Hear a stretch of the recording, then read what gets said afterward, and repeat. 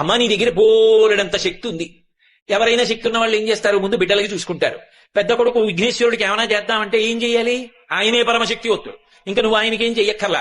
ఇక రెండో వాడు సుబ్రహ్మణ్యుడు మహాజ్ఞాని, ఆయనకేమీ చెయ్యక్కర్లా. మీ ఆయన మహానుభావు అమ్ముణ్ణి కలిచేశాడు, ఇంకా ఆయన వివాహం ఎందుకు చేసుకుంటాడు. కానీ అలాంటి వాణ్ణి తపస్సు చేసి ఓంచి మెడలో తాళి కట్టించుకోడు, నీది కదా గొప్పతనం.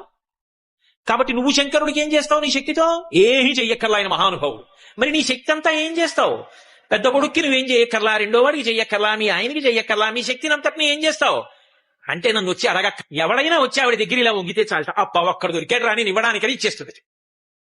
అమ్మా అప్పుట్ట నువ్వు సంతోషంగా నవ్వుతుంది తప్ప, నా దగ్గర ఉన్నది ఇవ్వడానికి ఇవాళుడు దొరికాడు రా నాకని సంతోషిస్తావమ్మా. కావలసిందల్లా నీ దగ్గరికి వచ్చి నిటారుగా వెదురు బద్దలా నిలబడ్డం కాదు. ఇలా వంగ సింధు మహానుభావుడు పరమశివుని యొక్క ఇల్లాలివి. అమ్మా లోకములను కన్న తల్లివి, అపారముగా అనుగ్రహించగలిగినటువంటి జగన్